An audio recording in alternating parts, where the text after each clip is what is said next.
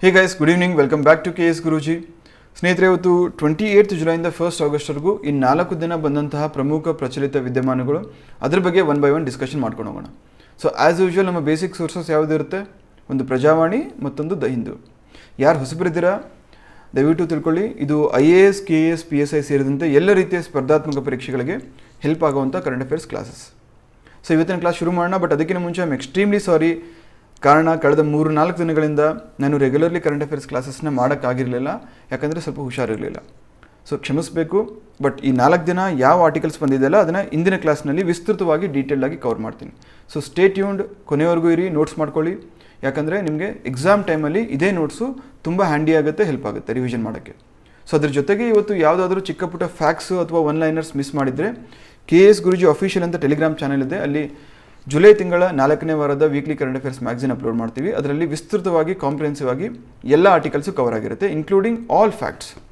So ಎಲ್ಲರೂ group join ಆಗಿ ಜೊತೆಗೆ ಡೌನ್ಲೋಡ್ ಮಾಡ್ಕೊಳ್ಳಿ.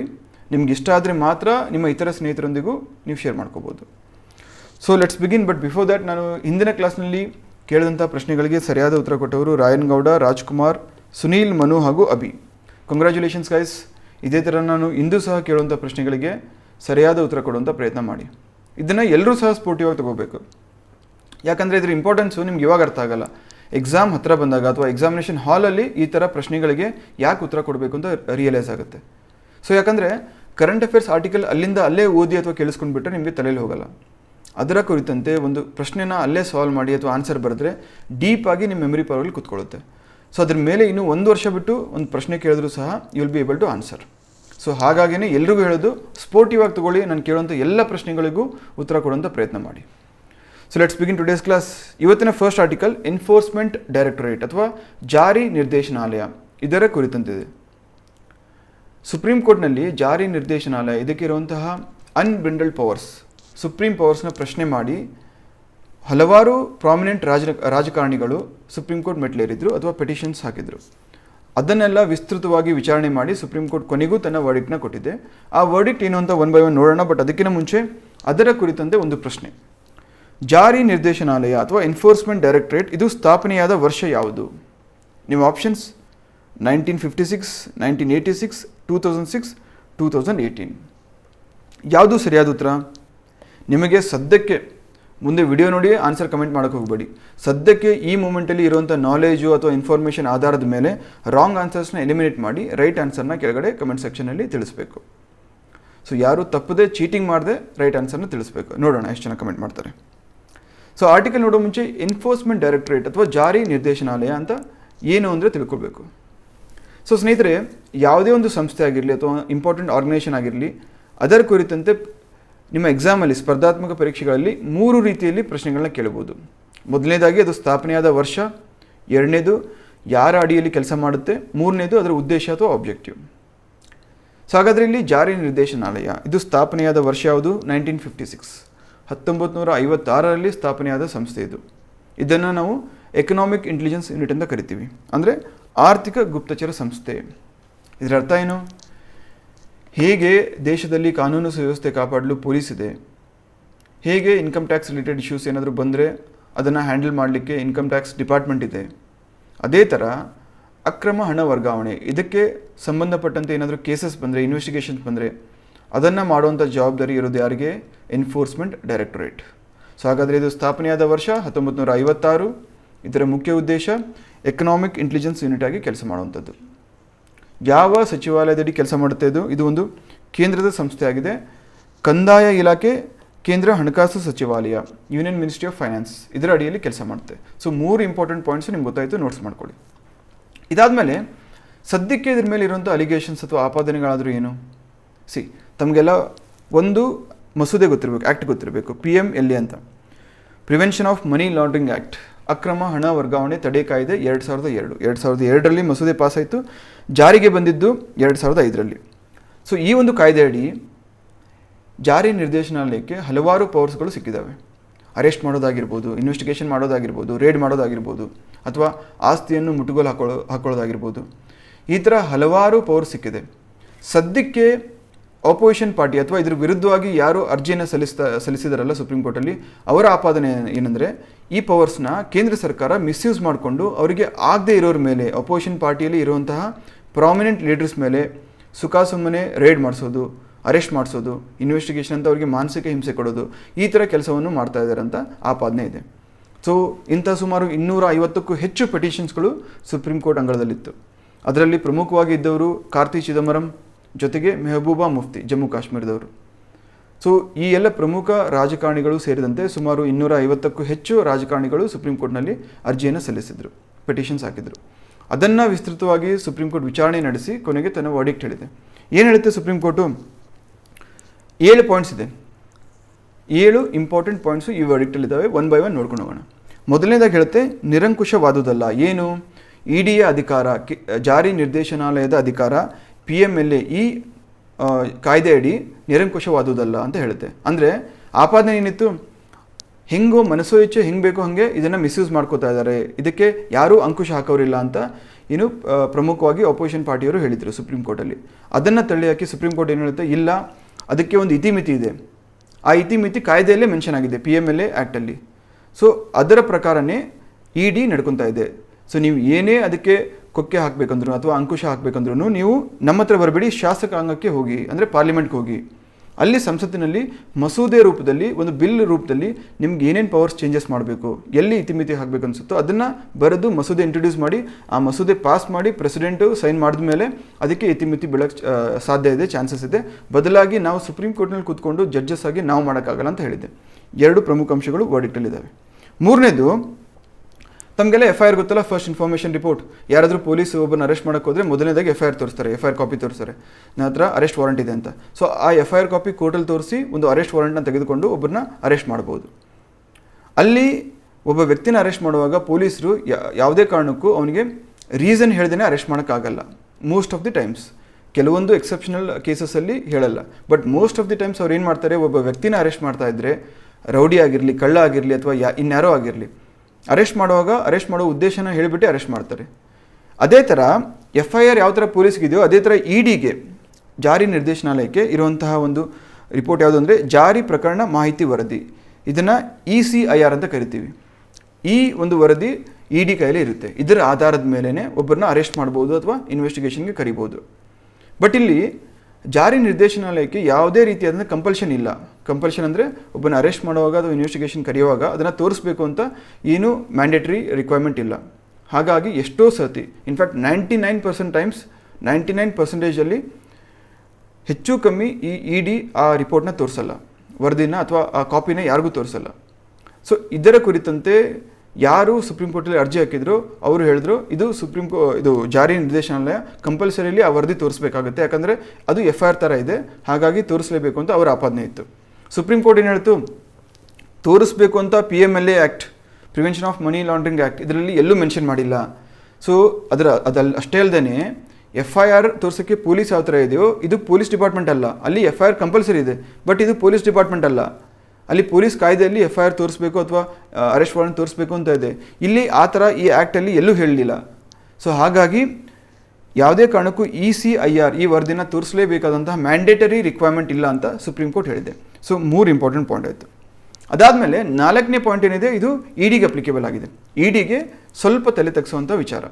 ಸುಪ್ರೀಂ ಕೋರ್ಟ್ ಏನು ಹೇಳುತ್ತೆ, ನೀವು ಬರೀ ಅಕ್ರಮ ಹಣ ವರ್ಗಾವಣೆ ಆಗಿದೆ, ಸೊ ಇದೊಂದು ಸಂಶಯದ ಆಧಾರದ ಮೇಲೆ ಯಾರ ಮೇಲೂ ರೇಡ್ ಮಾಡೋಕ್ಕಾಗಲ್ಲ, ಯಾರನ್ನೂ ಇನ್ವೆಸ್ಟಿಗೇಷನ್ ಕರೆಯೋಕ್ಕಾಗಲ್ಲ, ಕರಿಬಾರ್ದು.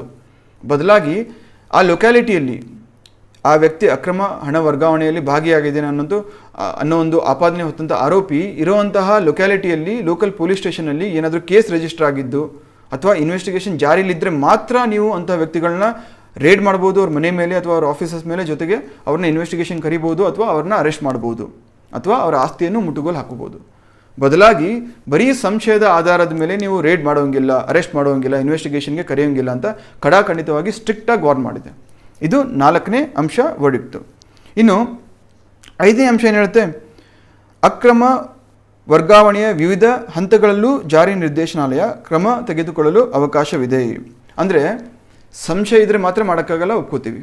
ಬಟ್ ಯಾವುದೇ ಒಂದು ಸ್ಟೇಜಲ್ಲಿ ಅಕ್ರಮ ಹಣ ವರ್ಗಾವಣೆ ಮಾಡಬೇಕು ಅಂತ ಒಬ್ಬರು ಡಿಸೈಡ್ ಮಾಡಿದ್ದಾರೆ ಅಂದ್ಕೊಳ್ಳಿ. ಫಾರ್ ಎಕ್ಸಾಂಪಲ್, XYZ ಅಂತ ಪೊಲಿಟಿಷಿಯನು, ಮಿನಿಸ್ಟ್ರು, ಮಂತ್ರಿ ನಮ್ಮ ಕೇಂದ್ರ ಸರ್ಕಾರದಲ್ಲಿ ಇದ್ದಾರೆ.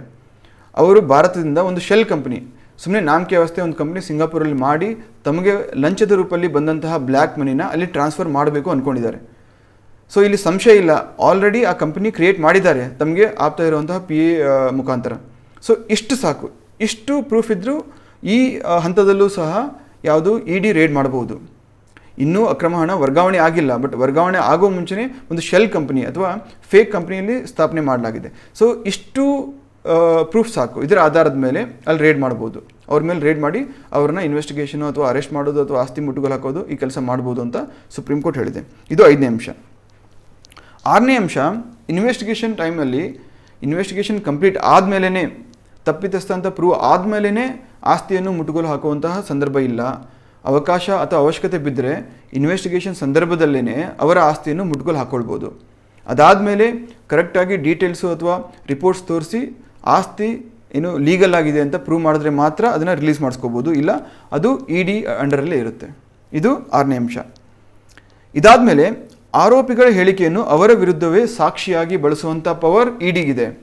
ಸ್ನೇಹಿತರೆ, ಇಲ್ಲಿ ಆರ್ಟಿಕಲ್ 20 ಮೂಲಭೂತ ಹಕ್ಕು, ಭಾರತದ ಸಂವಿಧಾನದ ಅಡಿಯಲ್ಲಿ ಮೂಲಭೂತ ಹಕ್ಕುಗಳಿದಾವಲ್ಲ, ಅದರಲ್ಲಿ ಆರ್ಟಿಕಲ್ 20 ಕ್ಲಾಸ್ 3ಯಲ್ಲಿ ಏನು ಹೇಳುತ್ತೆ, ಪೊಲೀಸರು ಇನ್ವೆಸ್ಟಿಗೇಷನ್ ಟೈಮಲ್ಲಿ ಆರೋಪಿ ಏನಾದರೂ ಹೇಳಿಕೆ ಕೊಟ್ಟರೆ ಅದನ್ನು ಅವನ ವಿರುದ್ಧವಾಗಿ ಸಾಕ್ಷಿಯಾಗಿ ಬಳಸೋ ಅಧಿಕಾರ ಇಲ್ಲ ಅಂತ ಹೇಳುತ್ತೆ, ರೈಟ್.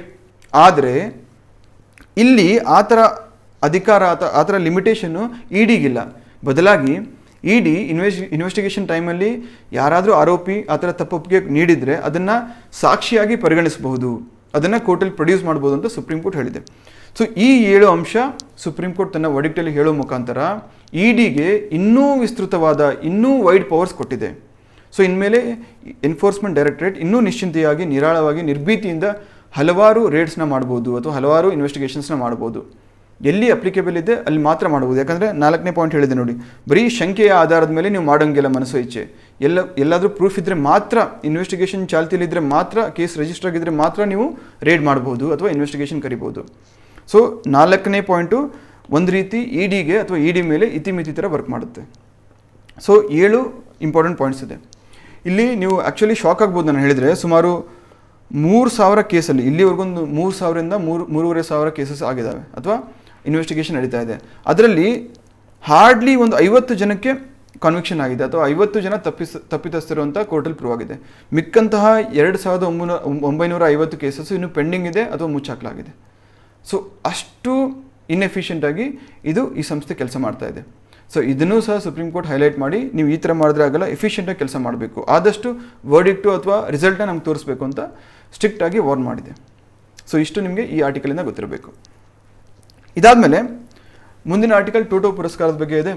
ಪ್ರಶ್ನೆ ಹೀಗಿದೆ, ಟೋಟೋ ಪುರಸ್ಕಾರ ಯಾವ ಕ್ಷೇತ್ರಕ್ಕೆ ಸಂಬಂಧಿಸಿದ್ದು? ಟೋಟೋ ಅವಾರ್ಡ್ ಸಾಹಿತ್ಯ, ಕ್ರೀಡೆ, ತಂತ್ರಜ್ಞಾನ ಯಾವುದೂ ಅಲ್ಲ. ಸೊ ನಿಮಗೆ ಇರುವಂಥ ನಾಲೆಜ್ ಆಧಾರದ ಮೇಲೆ ಯಾವುದು ಸರಿ ಉತ್ತರ ಅನಿಸುತ್ತೋ ಇಮಿಡಿಯೇಟಾಗಿ ತತ್ಕ್ಷಣ ಕೆಳಗಡೆ ಕಮೆಂಟ್ ಬಾಕ್ಸಲ್ಲಿ ತಿಳಿಸ್ಬೇಕು. ಹಾಗಾದರೆ ಆರ್ಟಿಕಲ್ ನೋಡೋಣ. ಟೋಟೋ ಅವಾರ್ಡ್ 2023 2023 ಎಡಿಷನ್ಗೆ ಅರ್ಜಿನ ಆಹ್ವಾನ ಮಾಡಲಾಗಿದೆ. ಸೊ ಈ ಒಂದು ಅವಾರ್ಡ್ನ ಕೊಡೋರು ಯಾರಪ್ಪ? ಟೋಟೋ ಫಂಡ್ಸ್ ದಿ ಆರ್ಟ್ಸ್ ಅಂತ ಸಂಸ್ಥೆ ಇದೆ. ಆ non profit organisation, NGO. So ಆ ಸಂಸ್ಥೆ ಕತೆ, ಕವಿತೆ ಮತ್ತು ನಾಟಕ ಈ 3 ಟೈಪ್ಸಲ್ಲಿ ಪ್ರತಿಭಾನ್ವಿತ ಯಾರು ಕಲಾವಿದರಿದ್ದಾರೋ ಅವರಿಂದ ಅರ್ಜಿ ಆಹ್ವಾನ ಮಾಡುತ್ತೆ. ಸೊ ಇದಕ್ಕೆ ವಯೋಮಿತಿ ಇದೆ. ಮಿನಿಮಮ್ 18 ಇರಬೇಕು, ಮ್ಯಾಕ್ಸಿಮಮ್ 29 ಇರಬೇಕು. 29 ವರ್ಷಕ್ಕಿಂತ ಮೇಲ್ಪಟ್ಟವರಿಗೆ ಅವಕಾಶ ಇಲ್ಲ, 18 ವರ್ಷಕ್ಕಿಂತ ಕೆಳಗಿರೋರಿಗೆ ಅವಕಾಶ ಇಲ್ಲ. ಸೊ ಈ ಏಜ್ ಗ್ರೂಪಲ್ಲಿ ಈ 3 ಕ್ಯಾಟಗರೀಸ್, ಕತೆ, ಕವಿತೆ ಮತ್ತು ನಾಟಕ, ನಿಮ್ಮಲ್ಲಿ ಯಾರಾದರೂ ಇಂಟ್ರೆಸ್ಟೆಡ್ ಇದ್ದರೆ ನೀವು ಸಹ ಮಾಡ್ಬೋದು. ಸುಮಾರು 50,000 ರೂಪಾಯಿ ನಿಮಗೆ ಕ್ಯಾಶ್ ಪ್ರೈಸ್ ಇದೆ, ಜೊತೆಗೆ ಸರ್ಟಿಫಿಕೇಟ್. ಸೊ ಯಾರಾದರೂ ಒಳ್ಳೆ ಕತೆ ಬರೆಯೋರಿದ್ದರೆ, ಕವಿತೆ ಬರೆಯೋರಿದ್ದರೆ ಅಥವಾ ನಾಟಕ ಬರೆಯೋರಿದ್ದರೆ ಬರೆದು ಒಂದು ಮೈಕ್ರೋಸಾಫ್ಟ್ ವರ್ಡ್ ಫಾರ್ಮೆಟಲ್ಲಿ ಬರೆದು ಅದರಲ್ಲಿ ಆ ಕವಿತೆ, ಕತೆ, ನಾಟಕದಲ್ಲಿ ಎಲ್ಲೂ ನಿಮ್ಮ ಹೆಸರು, ಅಡ್ರೆಸ್ ಬರಬಾರ್ದು, ಆ ರೀತಿ ಬರಿಬೇಕು. ಬರೆದು ಒಂದು ಮೇಲ್ ID ಇದೆ, ಅಲ್ಲಿ ಪೋಸ್ಟ್ ಮಾಡಬೇಕು. ಅಕಸ್ಮಾತ್ ನಿಮ್ಗೆ ಅವ್ರಿಗೆ ಜೂರಿಗೆ ಯಾರು ವೆರಿಫೈ ಮಾಡ್ತಾರಲ್ಲ ಅವ್ರಿಗೆ ಇಷ್ಟ ಆದರೆ ನಿಮಗೆ 50,000 ಕ್ಯಾಶ್ ಪ್ರೈಸ್ ಸಿಗುವಂಥ ಚಾನ್ಸಸ್ ಇರುತ್ತೆ. ಸೊ ಯಾರೆಲ್ಲ ಕವಿತೆ ಬರೆಯೋದ್ರಲ್ಲಿ ಇಂಟ್ರೆಸ್ಟೆಡ್ ಇದ್ದೀರಾ ಅಥವಾ ನಾಟಕ ಬರೆಯೋದ್ರಲ್ಲಿ ಇಂಟ್ರೆಸ್ಟೆಡ್ ಇದ್ದೀರಾ, ದಯವಿಟ್ಟು ಬರ್ದು ಕಳಿಸಿ. ಹಾಗಾದರೆ ಈ ಪುರಸ್ಕಾರ ಕೊಡೋರು ಯಾರು? ಟೋಟೋ ಫಂಡ್ಸ್ ದಿ ಆರ್ಟ್ಸ್ 2004ರಿಂದ ಈ ಒಂದು ಅವಾರ್ಡ್ನ ಕೊಡ್ತಾ ಇದ್ದಾರೆ. ಸೊ ಟೋಟೋ ಅಂತ ಒಬ್ಬರು ಕಲಾ ಅಭಿಮಾನಿ ಇದ್ದರು. ಅವರು 2003-4ರಲ್ಲಿ ಆಕ್ಸಿಡೆಂಟಲ್ಲಿ ತೀರೋದ್ರು. ಅವರ ಸ್ಮರಣಾರ್ಥಕವಾಗಿ ಇಬ್ಬರು ಬೆಂಗಳೂರಲ್ಲಿ ಈ ಸಂಸ್ಥೆನ ಆರ್ಗನೈಸ್ ಮಾಡಿ ಪ್ರತಿ ವರ್ಷ ಈ 3 ಕ್ಯಾಟಗರಿಯಲ್ಲಿ ಅವಾರ್ಡ್ ಕೊಡ್ತಾರೆ. ಸೊ ಟೂಟು ಪುರಸ್ಕಾರ 2023 ಇಷ್ಟು ನಿಮ್ಗೆ ಗೊತ್ತಿರಬೇಕು. ನೆಕ್ಸ್ಟು INS ವಿಕ್ರಾಂತ್ ಬಗ್ಗೆ ಒಂದು ಆರ್ಟಿಕಲ್ ಇದೆ. INS ವಿಕ್ರಾಂತ್ ಬಗ್ಗೆ ಆರ್ಟಿಕಲ್ ನೋಡೋ ಮುಂಚೆ ಕ್ವಶನ್ ಇದೆ. Question number 3. INS Vikrant is built by, ನಿಮ್ಮ ಆಪ್ಷನ್ಸ್ ಇಂಡಿಯಾ, ರಷ್ಯಾ, ಚೀನಾ ಮತ್ತು ಯಾವುದೂ ಅಲ್ಲ. So INS Vikrant it is an aircraft carrier. It is built by India, Russia, China and fourth option ಯಾವುದೂ ಅಲ್ಲ. ಯಾವುದು ರೈಟ್ ಆನ್ಸರ್ ಅನಿಸುತ್ತೋ ಕೆಳಗಡೆ ಕಮೆಂಟ್ ಬಾಕ್ಸಲ್ಲಿ ತಪ್ಪದೇ ಹಾಕಬೇಕು. ರೈಟ್. ಸೊ ಸ್ನೇಹಿತರೆ, ಭಾರತಕ್ಕೆ ಮತ್ತೊಂದು INS ವಿಕ್ರಾಂತ್ ಸಿಕ್ಕಿದೆ.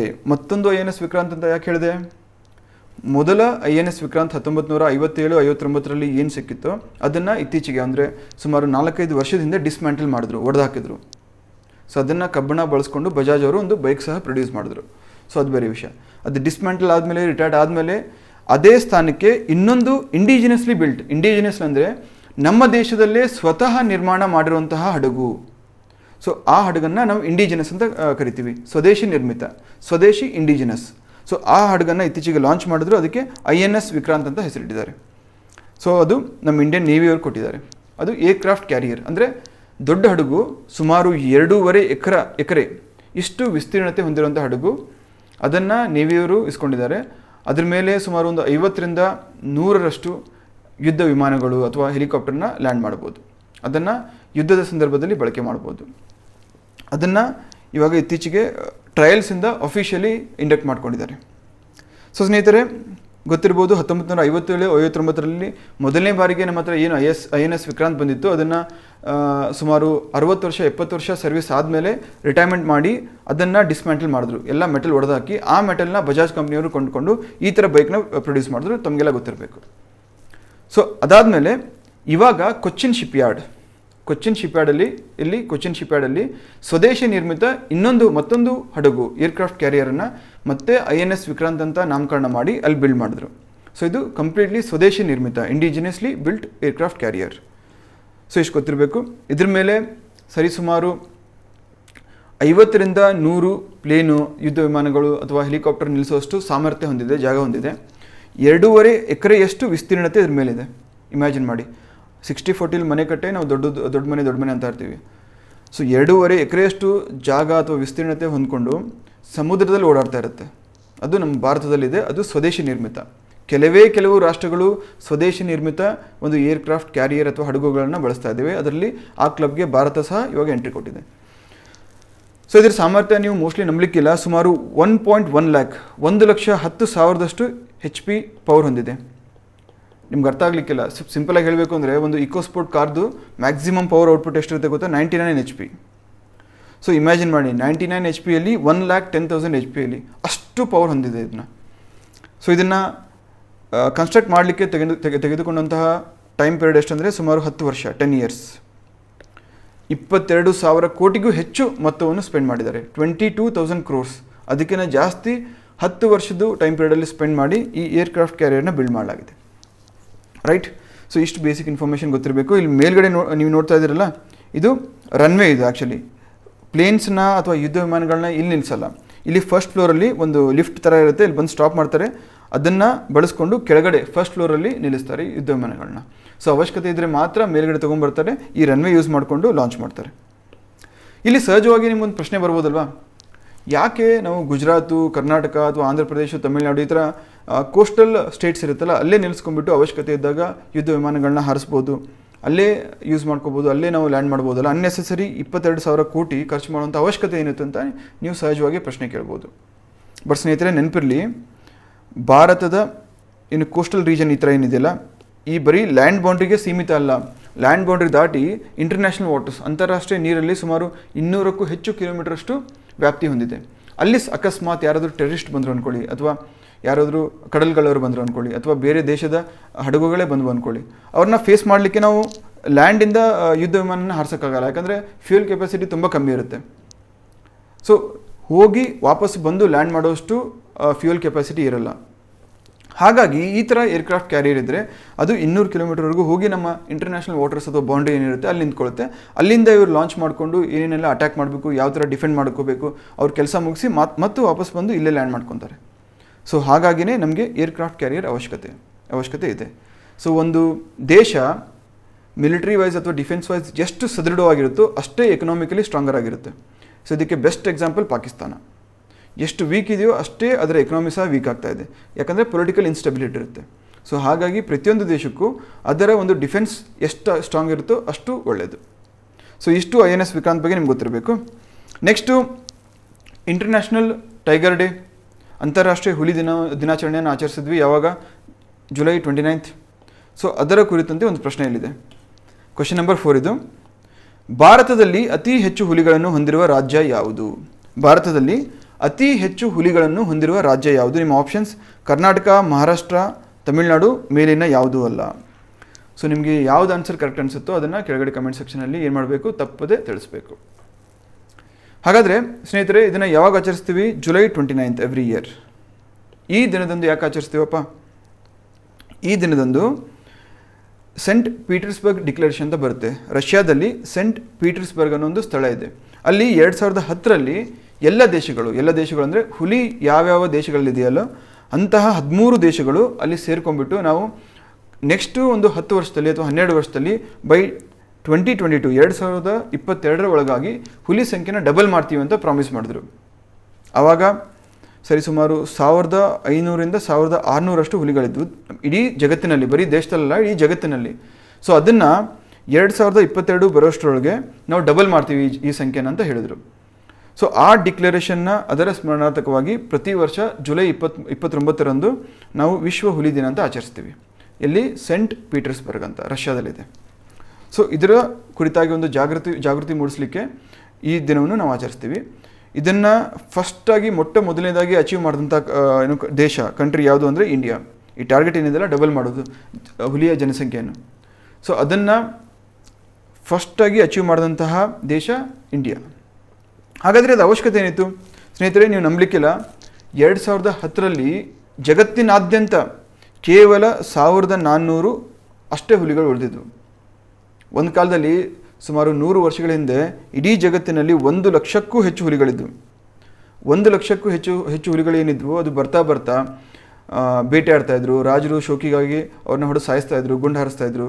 ಸೊ ಅದ್ರ ಜೊತೆಗೆ ಜನರು ಅದರ ಹಲ್ಲು, ಅದರ ಸ್ಕಿನ್ನು, ಈ ಥರ ಎಲ್ಲ ರಿಕ್ವೈರ್ಮೆಂಟ್ಸ್ಗೆ ಪದೇ ಬೇಟೆ ಆಡಿಕೊಂಡು ಸಾಯಿಸ್ತಾ ಬಂದರು. ಸೊ ಹೀಗೆ ಕ್ಷೀಣಿಸ್ತಾ ಹೋಗಿ ಕೊನೆಗೆ ಈ 1970-80 ಬಂದಾಗ 1800, 1500 ಈ ಲೆವೆಲ್ ಬಂತು. ಅದು ಕೊನೆಗೆ 2004ರಲ್ಲಿ 1400 ಅಥವಾ 1600 ಈ ಲೆವೆಲ್ ಬಂದು ನಿಂತ್ಕೊಂಡಿತ್ತು. ಅದನ್ನು ಅರಿತ ಎಲ್ಲ ದೇಶಗಳು, ಎಸ್ಪೆಷಲಿ 13 ದೇಶದಲ್ಲಿ ಇವಾಗ ಸದ್ಯಕ್ಕೆ ನಮಗೆ ಹುಲಿ ಕಾಣಸಿಗುತ್ತೆ. ಕೇವಲ 13 ದೇಶಗಳು, ಭಾರತ, ನೇಪಾಳ, ಬಾಂಗ್ಲಾದೇಶ್ ಸೇರಿದಂತೆ ಕೇವಲ 13 ದೇಶಗಳಲ್ಲಿ ಹುಲಿಗಳು ಕಂಡುಬರ್ತವೆ. ಸೊ ಈ 13 ದೇಶಗಳು 2010ರಲ್ಲಿ ಈ ಥರ ಮಾಡಿದ್ರೆ ಈ ಪ್ರಜಾತಿ ಏನಿರುತ್ತೆ ನಶಿಸಿ ಹೋಗುತ್ತೆ, ಎಕ್ಸ್ಟಿಂಟ್ ಆಗುತ್ತೆ. ನೆಕ್ಸ್ಟ್ ಮುಂಬರೋ ದಿನಗಳಲ್ಲಿ ಕೇವಲ ಫೋಟೋದಲ್ಲಿ ಅಥವಾ ಮ್ಯಾಗ್ಝಿನಲ್ಲಿ ನಮ್ಮ ಮಕ್ಕಳಿಗೆ ತೋರಿಸ್ಬೇಕಾಗುತ್ತೆ. ಹಾಗಾಗಿ ಇದನ್ನು ನಾವು ತಪ್ಪಿಸ್ಬೇಕು ಅಂತ ಹೇಳಿ ಒಂದು ಮೀಟಿಂಗ್ ಮಾಡಿ ಸೆಂಟ್ ಪೀಟರ್ಸ್ಬರ್ಗಲ್ಲಿ, ಆ ಮೀಟಿಂಗಲ್ಲಿ ಡಿಕ್ಲರೇಷನ್ ಕೊಡ್ತಾರೆ. ಏನಂತ? 2022 ನಾವು ಈ ಸಂಖ್ಯೆ ಏನಿದೆ ಡಬಲ್ ಮಾಡಬೇಕು, ಇದು ನಮ್ಮೆಲ್ಲರ ಜವಾಬ್ದಾರಿ ಅಂತ ಹೇಳ್ತಾರೆ. ಸೊ ಹಾಗಾಗಿ ವಿಶ್ವ ಹುಲಿ ದಿನ ಜುಲೈ 29 ನಾವು ಆಚರಿಸ್ತೀವಿ. ಅದಾದಮೇಲೆ ಈ ವರ್ಷದ ಥೀಮ್ ಏನಿದೆಪ್ಪ? ಈ ವರ್ಷದ ಥೀಮು ಹುಲಿ ಸಂಖ್ಯೆಯನ್ನು ಹೆಚ್ಚಿಸಲು ಭಾರತವು ಪ್ರಾಜೆಕ್ಟ್ ಟೈಗರನ್ನು ಪ್ರಾರಂಭಿಸಿದೆ. ಸೊ ಇಂಡಿಯಾ ಮಾಡಿದಂತಹ ಸಾಧನೆ, ಇಂಡಿಯಾ ತೆಗೆದುಕೊಂಡಂತಹ ದಿಟ್ಟ ಹೆಜ್ಜೆ, ಅದನ್ನೇ ಈ ವರ್ಷದ ಥೀಮಾಗಿ ಆಯ್ಕೆ ಮಾಡಲಾಗಿದೆ. ಸೊ ಪ್ರಾಜೆಕ್ಟ್ ಟೈಗರ್ ಯಾವಾಗ ಆರಂಭ ಮಾಡಿದ್ರು? 1973ರಲ್ಲಿ. ಸೊ ಇದನ್ನು ಮ್ಯಾನೇಜ್ ಮಾಡಲಿಕ್ಕೆ ನ್ಯಾಷನಲ್ ಟೈಗರ್ ಕನ್ಸರ್ವೇಷನ್ ಅಥಾರಿಟಿ ಅಂತ ಸಹ ಇದೆ. ಸೊ ಅದಕ್ಕೆ ಹಲವಾರು ಪವರ್ಸ್ ಇದೆ. ಅಕಸ್ಮಾತ್ ನೀವೇನಾದರೂ ಕಾಡಿಗೆ ಹೋದರೆ ಅಲ್ಲಿ ಯಾರಾದ್ರು ಫಾರೆಸ್ಟ್ ಗಾರ್ಡ್ಸ್ ಇದ್ದರೆ ಅವ್ರ ಜೊತೆ ಮಾತಾಡ್ಬೋದು. ಅವ್ರಿಗೆ ಸ್ಟ್ರಿಕ್ಟಾಗಿ ವಾರ್ನ್ ಮಾಡಲಾಗಿರುತ್ತೆ. ಕೂಂಬಿಂಗ್ ಎಲ್ಲ ಮಾಡ್ತಾ ಇರ್ತಾರಲ್ಲ ಫಾರೆಸ್ಟ್ ಗಾರ್ಡ್ಸು, ಬೈ ವಾಕ್ ಅವರು ಬರಿಗಾಲಲ್ಲಿ ಫಾರೆಸ್ಟೆಲ್ಲ ಓಡಾಡಬೇಕು. ಆ ಸಂದರ್ಭದಲ್ಲಿ ಅಕಸ್ಮಾತ್ ಏನಾದರೂ ಅವ್ರ ಮುಂದೆ ಹುಲಿ ಬಂದರೆ ಸೊ ಅವ್ರು ಸಾಯಿಸೋಂಗಿಲ್ಲ. ಪೇಷನ್ಸ್ ತೊಗೊಂಡು ನಿಂತ್ಕೋಬೇಕು ಆ ಹುಲಿ ಹೋಗೋರ್ಗು. ಸೊ ಅವರ ಜೀವಕ್ಕೆ ಒಂದು ಕುತ್ತು ಬಂದರೂ ಸಹ ಅವರು ಹುಲಿನ ಸಾಯಿಸೋಂಗಿಲ್ಲ. ಆ ಥರ ಸ್ಟ್ರಿಕ್ಟ್ ಕಂಡೀಷನ್ಸ್ ಇದ್ದಾವೆ.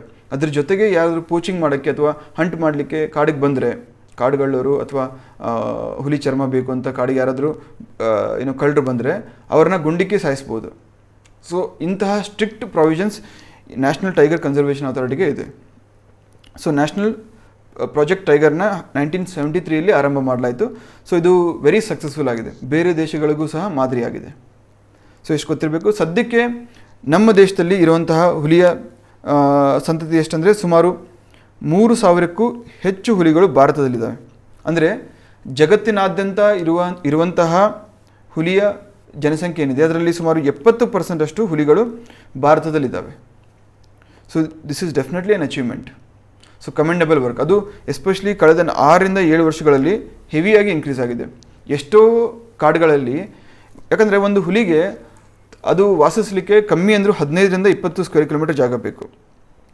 ಸೊ ಸಂತತಿ ಜಾಸ್ತಿ ಆದಂಗೆಲ್ಲ ಜಾಸ್ತಿ ಕಾನ್ಫ್ಲಿಕ್ಟ್ ಆಗುತ್ತೆ, ಹುಲಿಗಳ ಮಧ್ಯೆ ಫೈಟ್ ಆಗ್ತಾ ಹೋಗುತ್ತೆ.